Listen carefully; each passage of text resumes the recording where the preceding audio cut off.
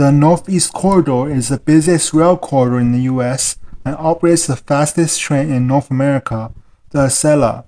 However, the Acela's capability has been limited with the aging infrastructure, massive curves, and mixed traffic with freight and commuter trains. In today's video, I'll be proposing a series of improvements along the Northeast Corridor to increase the average speed and capacity as well as reduce delays.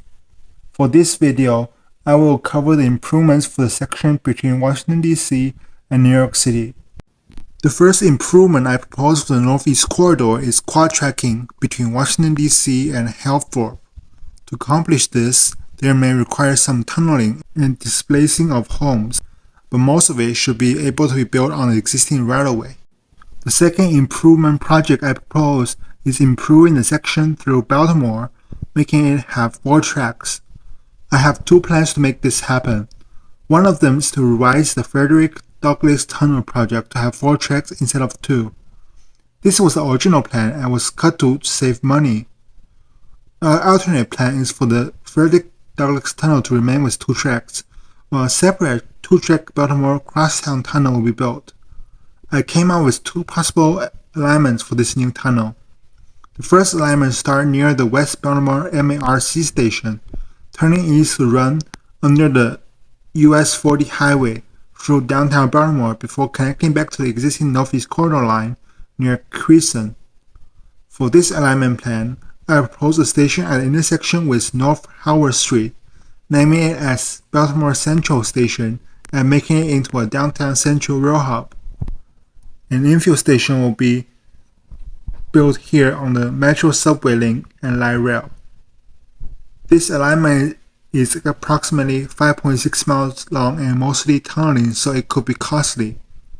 That is why I came up with a shorter alignment that will utilize a section of the existing Baltimore and Potomac Tunnel. The new tunnel section will start east of North Fremont Avenue. Majority of the tunnel will be under East Chase Street. For this alignment, a station will be at State Center. This alignment will only be 2.78 miles long, but could require taking of some homes, which could add up the cost. The first longer alignment is almost fully under a highway, which will likely not need taking of homes. Further study will be needed to decide on the better choice, but both of these alignments will be straighter than the existing tunnels, allowing for higher speed of operation. The third improvement I propose is for Wilmington. The current alignment near Wilmington includes 2 huge curves. My improvement plan will utilize the Shreveport branch to become the Wilmington Bypass. The bypass will split off the existing Northeast Corridor south of Wilmington while rejoining north of it. This will allow Northeast Corridor trains that aren't stopping at Wilmington to operate at a higher speed through the area. An alternative plan for the Wilmington Bypass will be to straighten the right-of-way near Wilmington Station and relocating the station. But this plan may require tunneling and taking of properties, which will add up the cost, so I prefer the Wilmington Bypass plan. The fourth improvement I propose is to quad-track all triple or double-track sections between Baltimore and Wilmington. This will require replacing the Gunpowder River Bridge, Bush River Bridge, and Susquehanna River Bridge, which are all over 100 years old and only carry 2 tracks. The quad-track section could end at the junction with the Shreveport branch if we choose to build the Wilmington Bypass. 2 of the 4 tracks will split onto the Wilmington Bypass. The other 2 will connect with the existing alignment. The fifth improvement I propose is a straighter alignment at Philadelphia. Under my proposal, it will be a 4-track new line built between Eddystone and Tacony, Pennsylvania. It will utilize freight and industrial use tracks in the section before Philadelphia Airport. Then, it will run in the median or next to the I-95 for the east end of Center City, Philadelphia, and rejoining the Northeast Corridor at Tacony. Stations will be built at Philadelphia Airport, Market Street, and Old Richmond. A connection to the Market Frankford line, 2nd Street station will be made at the Market Street station. The Market Street station will become a new major rail hub for Philly. The reason I chose this alignment is because it could be mostly above ground. Alignment that is more to the center of Philadelphia might require a long tunnel. Another thing to point out is the alignment near Philadelphia Airport. I have seen railroads dig under runways in other countries, so ideally, I would prefer the straight alignment under the runway.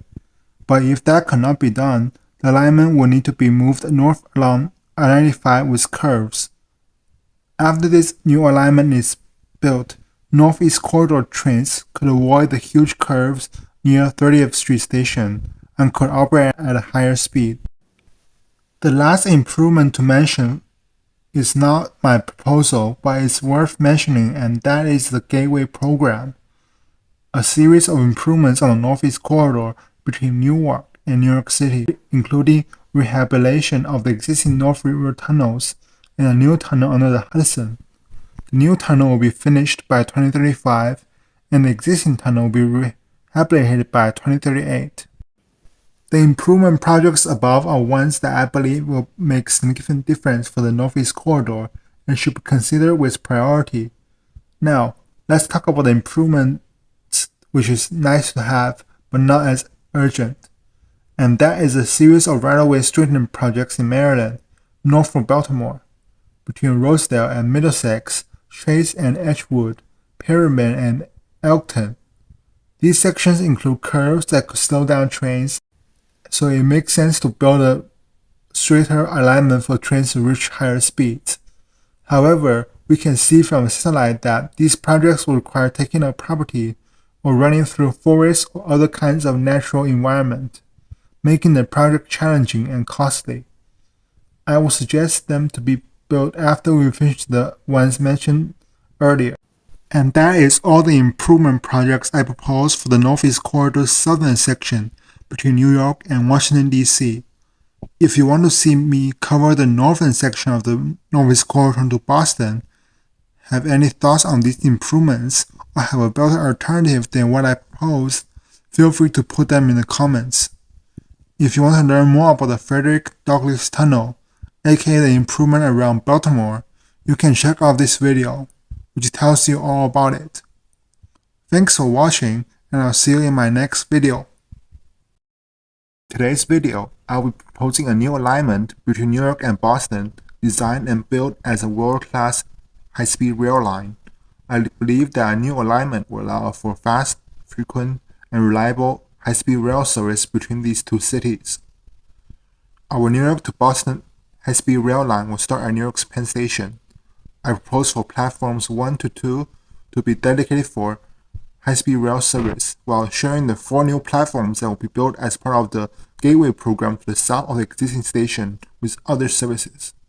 The reason I choose these platforms is that the tracks there could access the North River Tunnel, the future Hudson Tunnel, as well as the Empire Corridor.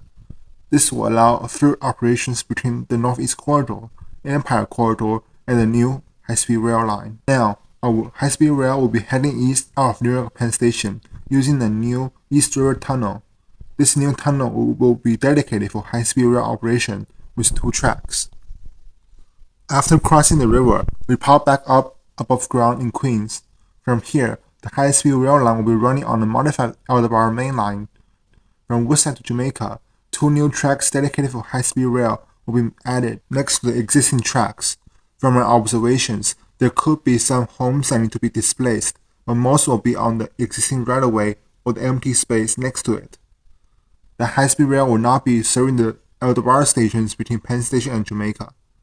At Jamaica, the high-speed rail will be using Platform E, aka Track 7 and 8 for eastbound trains, and Platform A, aka Tracks 1 and 2 for westbound trains.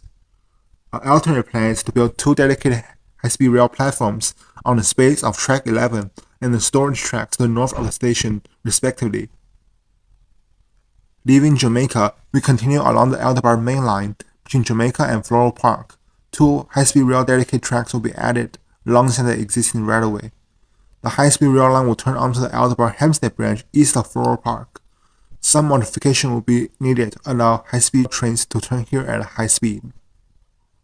The high-speed rail line will be using the Aldebaran Hempstead branch, the Garden City Mitchell Field Secondary and the old right-of-way of the Central Branch. The section east of Garden City will be built on a two-track viaduct.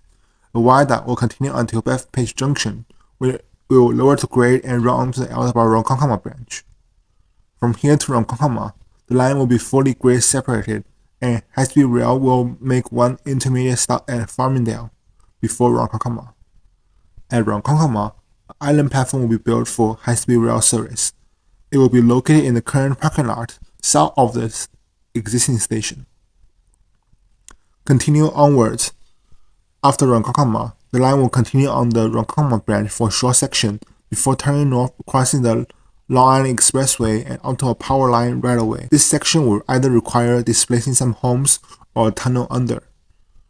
From here, it will be sharing its right away with power lines and will have two tracks.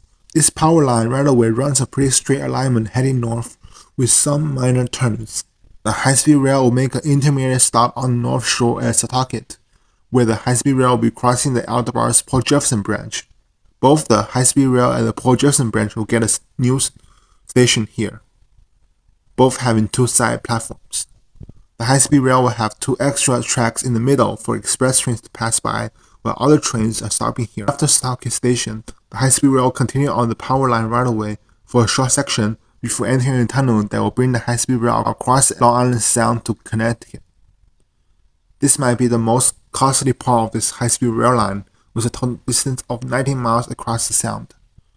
It will be landing just east of Midford, where it will run onto the northeast corridor until New Haven Union Station. Two island high-speed rail dedicated platforms will be added east of the existing station in the current New Haven Yard area. After New Haven Union Station, the high-speed rail will continue a short section on the northeast corridor. It will split off the northeast corridor just before crossing Interstate 91. The high-speed rail will run on a new alignment on the north side of the highway and rejoin the New Haven-Springfield line around Cedar Hill. From here to Springfield, the high-speed rail will be mostly using the existing New Haven to Springfield line with grade separation, double track, and electrification. High-speed rail service will be provided at Meriden and Hartford in this section of the line. It will also have some sections rebuilt with a different alignment, and I will only have time to discuss some of the major ones. A new alignment will be built in the Hartford area with a two-island platform station for high-speed rail east of the existing Hartford Union Station on the side of a parking lot. The high-speed rail will have a new bridge across Connecticut River just north of the current Warehouse Point Railroad Bridge. Just north of Long Meadow, the high-speed rail will follow the existing line at a limited speed before arriving at the existing Springfield station. I propose Platform A and B to be dedicated for high-speed rail service. Leaving Springfield, the high-speed rail will run on a mix of existing freight lines and newly built sections. The high-speed rail will be making intermediate stops at Palmer, Charlton City, Auburn, before turning north and running next to the Interstate 290 and arriving at Worcester Union Station. The high-speed rail will be using the two unused platforms at the station. Leaving Worcester, the high-speed rail will mainly run along Massachusetts State Route 9 and the Interstate 90 highway. It will make a stop at Framingham Center before joining the MBTA's Framingham-Worcester line and finally arriving into Boston South Station. Boston South Station will either be rebuilt or a lower level will be added. Two platforms will be dedicated for high-speed rail use while other platforms are shared. The rebuilt or lower level will allow a north-south connection tunnel along Atlantic Avenue to Boston North Station. If this were to be built, it will allow high-speed rail service to extend north of Boston. The tunnel will be shared with Amtrak and MBTA commuter trains. The tunnel will likely also include the central station at the Aquarium Station. The New York to Boston high-speed rail line will have a total length of 236.5 miles. The line will be designed for a top operational speed of 220 miles per hour with speed limits in some sections.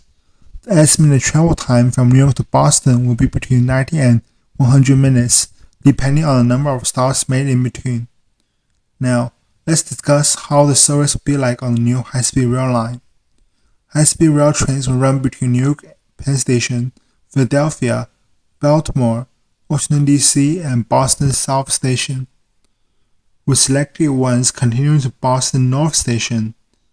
There will be two stopping patterns. The Super Express will be the flagship service on the line, only stopping at Jamaica, New Haven, and Boston South Station. These trains are estimated to make the journey between New York and Boston in under 90 minutes. Super Express trains will run every 30 minutes between 8 a.m. and 8 p.m. and hourly from 6 a.m. to 8 a.m. and from 9 p.m. to 11 p.m.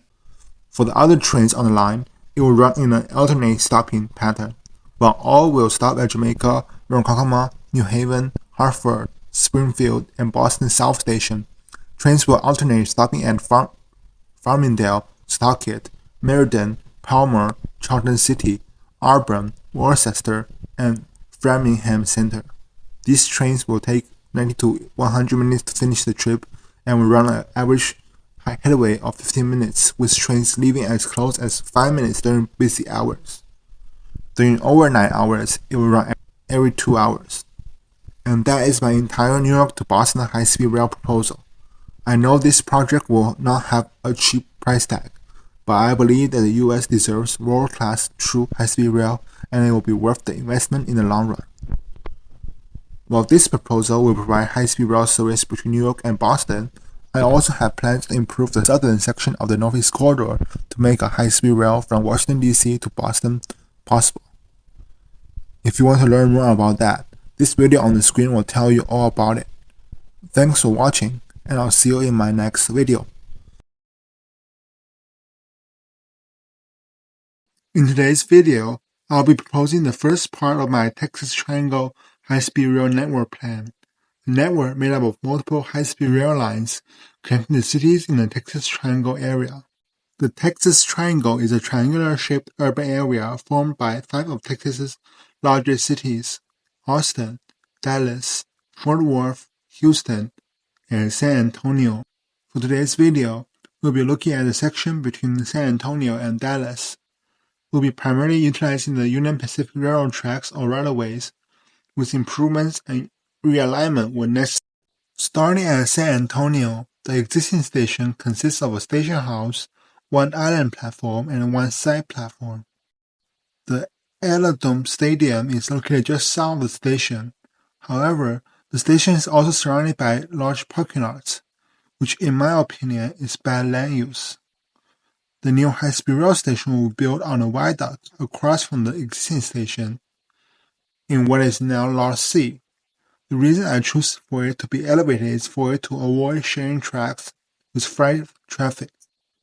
The massive parking lot space around the station and the stadium could be better used as mixed-use development, with a transit center next to the high-speed rail station for local transit. I propose for the San Antonio station to consist of 3 island platforms. Leaving San Antonio station, we head north along the newly built viaduct located above or next to the existing tracks. At a junction of Interstate 35 and Interstate 37, there are 2 alignments to consider. The first one is to continue on the existing right-of-way on a viaduct before turning north onto the Austin subdivision right-of-way. An alternate plan is for the high-speed rail line to continue onto the median of Interstate 35, which will eventually also turn onto the Austin subdivision. After the 2 alternate routes merge, it will either run on the existing tracks of the Austin subdivision or dedicate tracks above the existing tracks. From here, the line is relatively straight with a few curves, so it should be able to maintain a speed of 190 to 220 miles per hour.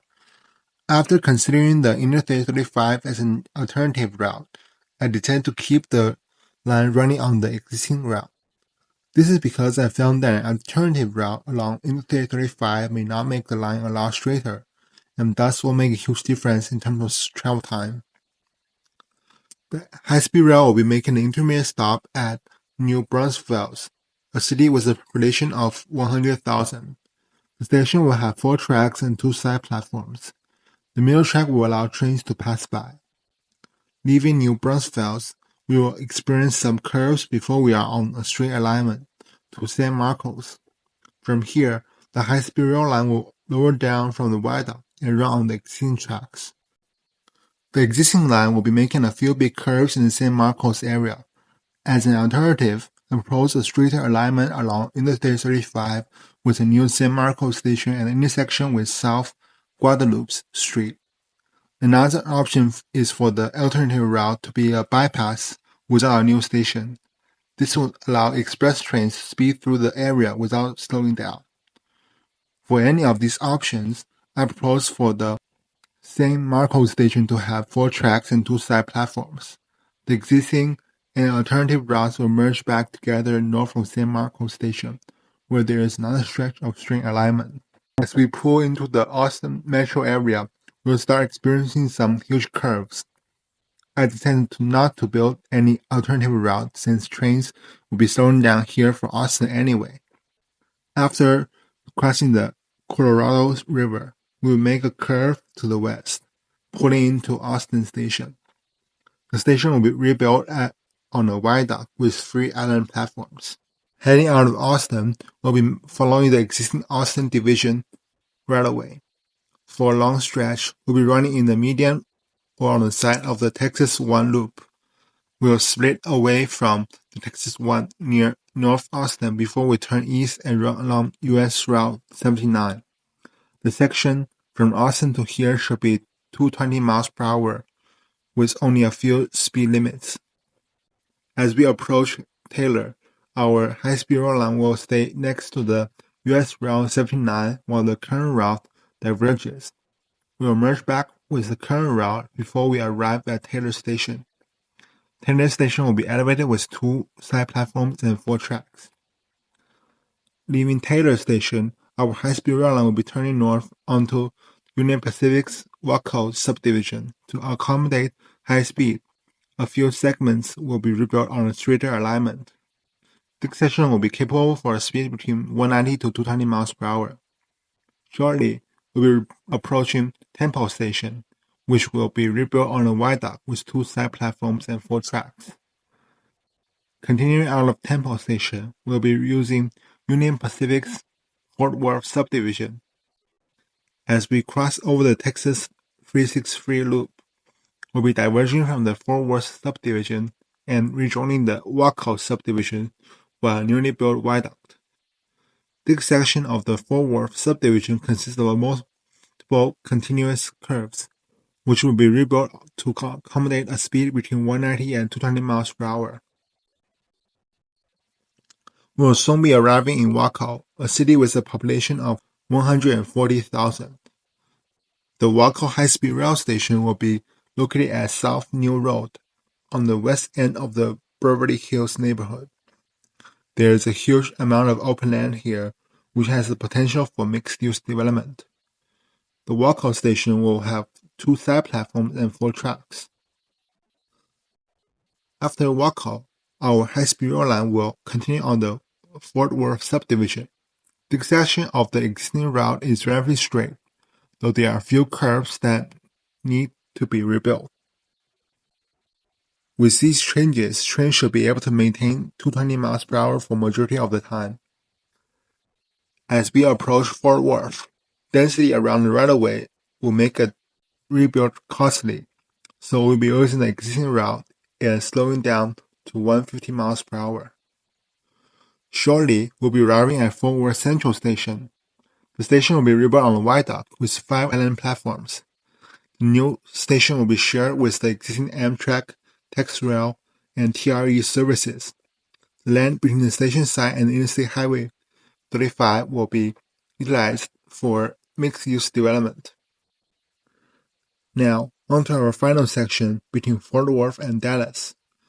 We'll be sharing tracks with the Trinity Railway Express. An intermediate stop for high-speed rail will be made at the TRE's Centerport, DFW Airport Station, for a convenient airport connection. High-speed rail will share the existing platform at the station. Shortly after the airport, we will be arriving in Irving, a city of 196,000 people. A new station will be built on the existing side and then north of the existing side with 2 side platforms. Leaving Irving, we will make our way towards Dallas. At Dallas, will be using the Dallas Union Station. A new island platform will be added west of the existing station. The TR is pretty straight all the way, except for a few minor curves. It should be able to accommodate a speed between 190 and 220 miles per hour. In total, the section between San Antonio and Dallas will be 309.1 miles. If using the alternative route between San Antonio and Austin, the total length will be 308.7 miles.